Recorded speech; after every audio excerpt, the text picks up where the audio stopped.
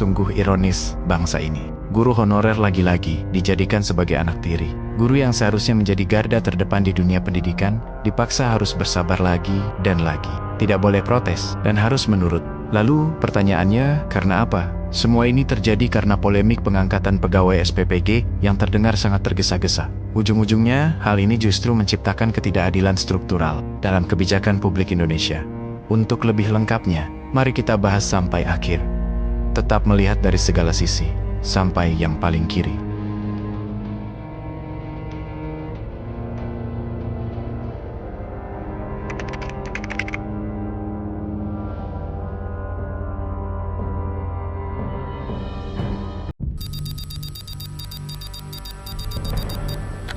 Tidak pernah bercita-cita menjadi seorang guru ataupun bermimpi sama sekali.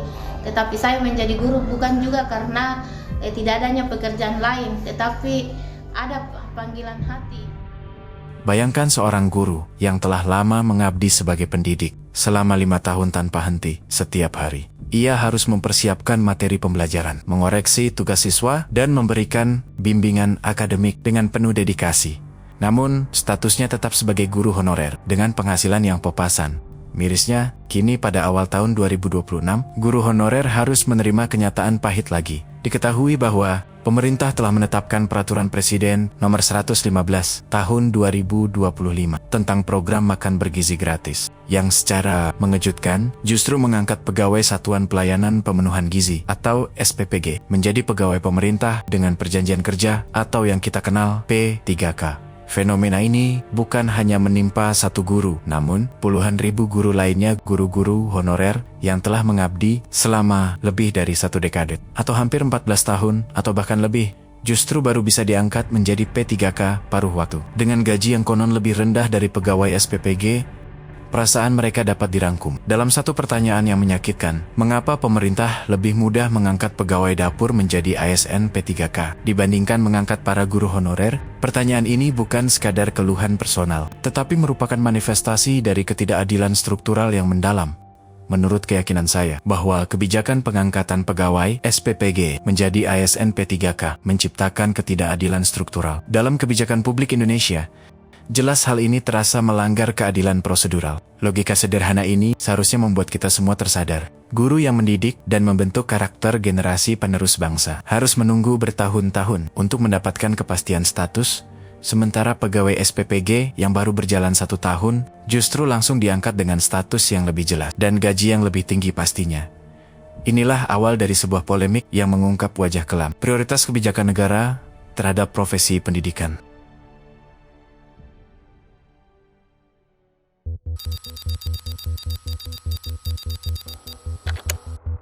Untuk memahami lebih jauh mengapa kebijakan ini menjadi sangat kontroversi, kita perlu memahami apa yang terjadi dalam mekanisme pengangkatan P3K. Menurut Perpres Nomor 115 Tahun 2025, pegawai SPPG yang akan diangkat menjadi P3K mencakup 3 komponen utama, yaitu Kepala SPPG, Ahli Gizi, dan Akuntan. Sedangkan jumlah keseluruhan pegawai SPPG yang akan masuk dalam skema P3K mencapai sekitar 32.000 orang yang tersebar dari Sabang sampai Merauke dengan waktu pelaksanaan pengangkatan dimulai dari 1 Februari tahun 2026 terkait dengan status kepegawaian Badan Gizi Nasional untuk 3 komponen pegawai Badan Gizi Nasional di setiap SPPG. Jadi kami sudah melakukan rekrutmen dan tes untuk pegawai pemerintah dengan perjanjian kerja tahap 1 sebanyak 2.080 yang sudah menjadi ASN terhitung mulai tanggal 1 Juli 2025. Menurut keterangan dari Dadan Hindayana, selaku Kepala Badan Gizi Nasional, menjelaskan bahwa setiap pegawai SPPG yang diangkat P3K akan menerima gaji pokok bulanan sekitar 3,7 juta. Dengan tunjangan kinerja tambahan sebesar 3 juta, serta uang makan yang diberikan berdasarkan tingkat kehadiran. Untuk pegawai yang menduduki posisi lebih senior seperti kepala dapur, remunerasi yang didapat mencapai 6,4 juta per bulan. Sedangkan ahli gizi berkisar antara 3,5 juta hingga 6 juta rupiah per bulan.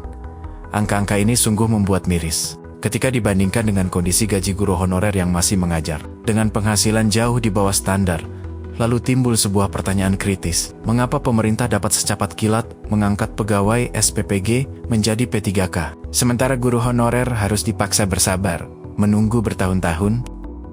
Menurut Ketua Kobar Guru Indonesia, Suparman Marjuki Kinahali, dengan tegas menyatakan bahwa kebijakan ini diskriminatif, sebab pada prinsipnya guru honorer telah lebih lama mengabdi kepada negara, sehingga berhak untuk disejahterakan dengan prioritas. Selain itu, menurut Iman Zanatul Heri, Ketua Bidang Advokasi Perhimpunan Pendidikan dan Guru atau PPG, mengatakan bahwa kebijakan percepatan pengangkatan pegawai SPPG menjadi ASN PPPK telah melukai perasaan para guru honorer di seluruh Indonesia. Secara logis, jika pemerintah dapat mengangkat SPPG dalam waktu singkat, mengapa tidak dapat memberikan perlakuan serupa kepada guru honorer yang telah lama mengabdi? Inilah pertanyaan retorik yang menonjol dalam perdebatan publik ini. Proses pengangkatan P3K bagi guru honorer biasanya memerlukan tahapan seleksi yang panjang, termasuk seleksi administrasi, seleksi kompetensi teknis, kompetensi manajerial, kompetensi sosial kultural, dan wawancara berbasis komputer. Bahkan total waktu yang dibutuhkan mencapai 8 hingga 12 bulan.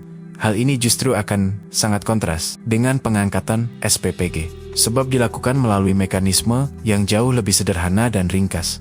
Apabila pemerintah memprioritaskan program MBG karena diklaim sebagai bagian dari investasi pendidikan, maka logikanya pengangkatan P3K bagi guru selaku garda terdepan kemajuan pendidikan lebih prioritas dibanding pegawai SPPG. Jika pemerintah belum bisa memberikan kepastian pada status guru honorer dalam waktu dekat, maka garda terdepan dari dunia pendidikan justru akan sangat rapuh. Ketidakadilan ini menjadi lebih nyata lagi ketika kita mempertimbangkan hakikat pekerjaan keduanya. Guru adalah aktor utama dalam proses pendidikan. Mereka yang bertanggung jawab atas pembentukan karakter, intelektualisasi, dan pengembangan potensi setiap siswa. Mereka adalah investasi terbesar bangsa. Dalam hal sumber daya manusia, para pegawai SPPG, meskipun memiliki peran penting dalam menjaga kesehatan dan gizi siswa, tidaklah berada pada garis depan pendidikan. Mengutamakan pengangkatan SPPG sebelum guru honorer. Dengan demikian bukan hanya ketidakadilan ekonomi, tetapi juga ketidakadilan dalam penghargaan terhadap profesi, yang sesungguhnya membangun masa depan bangsa.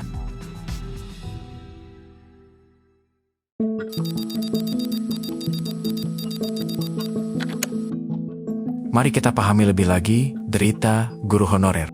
Kita perlu menampilkan data yang bisa dijadikan sebagai acuan penting. Berdasarkan survei terbaru oleh Ideas, pada tahun 2024, sebanyak 74,3% guru honorer atau guru kontrak di seluruh Indonesia hanya menerima penghasilan di bawah 2 juta per bulan. Angka ini bukan sekedar statistik abstrak, ini adalah realitas kehidupan jutaan pendidik yang setiap hari berdiri di depan kelas. Lebih mengkhawatirkan lagi, 20,5% dari guru honorer tersebut menerima upah yang lebih rendah, dari 500.000 per bulan. Bayangkan, seseorang yang harus membiayai keluarganya dengan penghasilan kurang dari Rp500.000 setiap bulan. Untuk memberikan konteks yang lebih mudah, bisa kita lihat UMR terendah di Indonesia pada tahun 2024 berada di Kabupaten Banjarnegara, Jawa Tengah, sebesar Rp2,038.500 per bulan. Hal ini berarti, bahkan di daerah dengan biaya hidup paling rendah sekalipun, gaji guru honorer masih jauh tertinggal di bawah standar upah minimum lokal. Namun, bayangkanlah, jika dana dari program MBG dalam satu hari saja, yang mencapai hingga 1,2 triliun tersebut.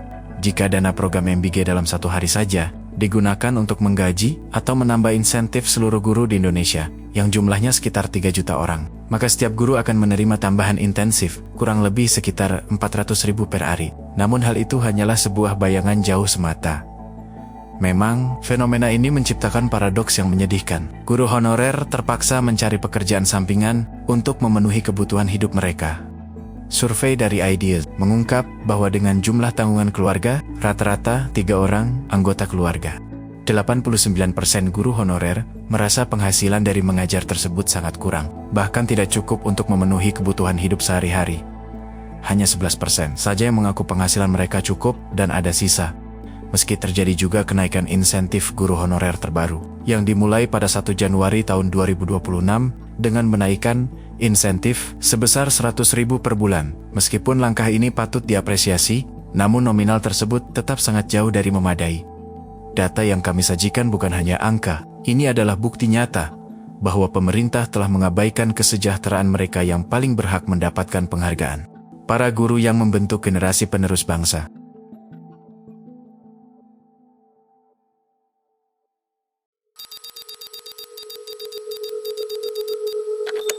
Hai orang-orang pintar yang ngejek, lihatlah dengan mata dan hatimu rakyat kita, anak-anak itu. Tapi kita buktikan kepada mereka, MBG berhasil. MBG dinantikan oleh semua rakyat. Kini, kita sampai pada inti dari semua polemik ini, alokasi anggaran yang sangat kontroversial. Pemerintah Indonesia telah menetapkan anggaran pendidikan untuk tahun 2026 sebesar 769,1 triliun yang diumumkan sebagai anggaran pendidikan terbesar dalam sejarah. Namun, ketika kita menggali lebih dalam, angka yang mengesankan ini menyembunyikan sebuah ketidakadilan yang sangat mencerminkan skala prioritas pemerintah. Dari total anggaran MBG yang mencapai 335 triliun, pendidikan hanya menyumbang 223,6 triliun, yang merupakan 66-67 dari total anggaran MBG, atau setara dengan 28,99% dari seluruh alokasi anggaran pendidikan 2026. Angka ini sangat mencengangkan. Awalnya, Menteri Keuangan Sri Mulyani mengumumkan bahwa alokasi untuk MBG adalah 335 triliun, tetapi kemudian data berubah menjadi 223,6 triliun dari anggaran pendidikan khusus. Bagaimanapun perhitungannya, angka tersebut jauh terlalu besar untuk satu program, terutama program yang bukan amanat konstitusional. Juliat Mono dari DPR RI mengajukan perhitungan yang sangat mengguncang hati. Hingga anggaran 223,6 triliun untuk MBG ini dialokasikan kepada seluruh guru honorer di Indonesia. Setiap guru honorer bisa mendapatkan 95 juta per tahun, atau rata-rata 7,9 juta per bulan. Ini adalah angka yang cukup untuk memberikan kehidupan yang layak bagi para pendidik tersebut. Bahkan, anggaran ini dapat disediakan secara berkelanjutan hingga 8,8 tahun atau lebih dari satu periode pemerintahan. Apabila pemerintah memprioritaskan program MBG karena diklaim bagian dari investasi pendidikan, maka logikanya pengangkatan P3K guru selaku garda terdepan kemajuan pendidikan lebih prioritas dibanding pegawai SPPG. Jika pemerintah belum bisa memberikan kepastian pada status guru honorer dalam waktu dekat, maka sebaiknya program MBG dikeluarkan dari pos dana pendidikan. Dana yang sebelumnya ditujukan untuk peningkatan kualitas guru, kesejahteraan guru, pembiayaan kepesertaan didik, dan berbagai program pengembangan pendidikan lainnya, kini terpaksa dikurangi untuk dialihkan ke MBG. Namun, pertanyaan kritis yang harus diajukan adalah, mengapa program penyediaan makanan bergizi menjadi prioritas lebih tinggi daripada kesejahteraan guru yang fundamental untuk kualitas pendidikan itu sendiri? Jika dana program MBG dialokasikan untuk peningkatan kesejahteraan guru honorer, dampak positifnya akan jauh lebih signifikan dan berkelanjutan dalam hal kualitas pendidikan nasional. Dengan anggaran MBG yang jauh lebih besar, pemerintah memiliki kapasitas finansial untuk menangani kedua aspek ini secara bersamaan. Namun, sayangnya, anggaran untuk MBG yang diamanatkan melalui kebijakan efisiensi anggaran justru mengurangi dana untuk pendidikan dan kesehatan serta lembaga penanganan bencana. Pada akhirnya, ketika kita melihat anggaran pendidikan 2026, kita tidak melihat investasi yang jelas dalam kesejahteraan guru honorer. Sebaliknya, kita melihat sebuah kebijakan yang mengabaikan realitas kebutuhan fundamental dalam sistem pendidikan, demi mengejar popularitas program tunggal yang amat mahal.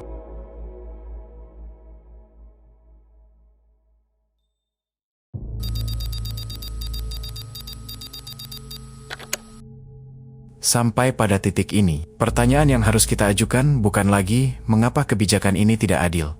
Semua data menunjukkan hal itu dengan jelas. Tetapi, bagaimana caranya kita melepaskan diri dari lingkaran ketidakadilan ini?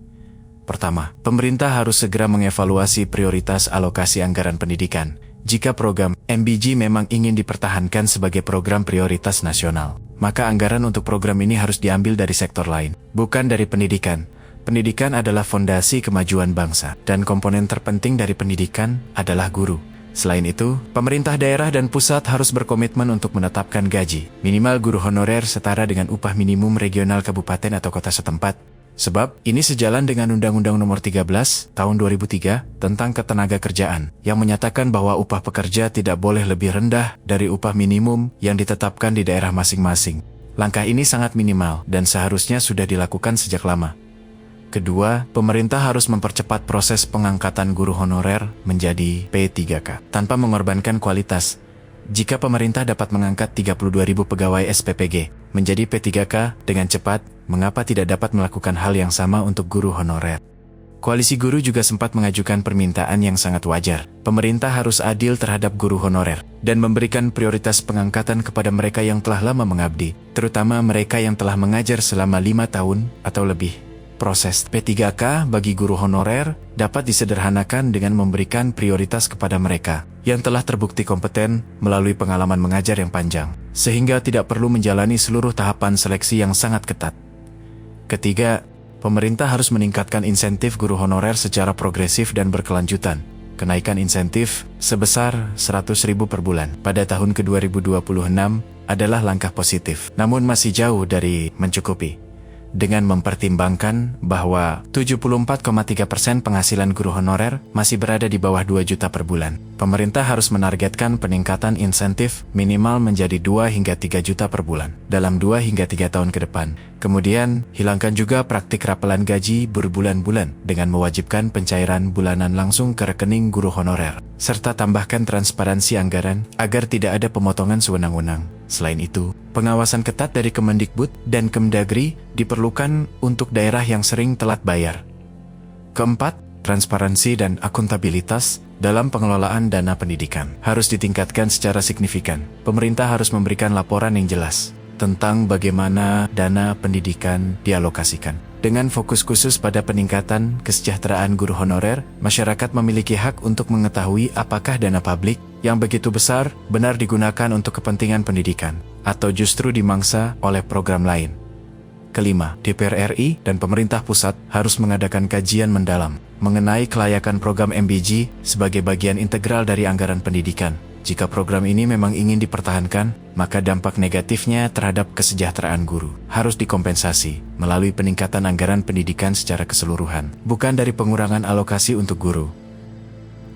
Akhir kata dari saya, solusi untuk krisis kesejahteraan guru honorer bukan hanya masalah ekonomi, tetapi masalah filosofis tentang nilai yang kita berikan kepada pendidikan dan mereka yang mengabdi di dalamnya. Jika kita percaya bahwa pendidikan adalah kunci kemajuan bangsa, maka guru harus diperlakukan sebagai investasi strategis, bukan sebagai aset yang dapat dikorbankan demi program populis lainnya. Waktu untuk bertindak adalah sekarang, sebelum jutaan guru honorer harus menderita lebih lagi. Keadilan untuk guru honorer bukanlah permintaan yang berlebihan. Ini adalah keharusan moral dan ekonomi yang tidak dapat ditunda lagi. Tetap melihat dari segala sisi sampai yang paling kiri.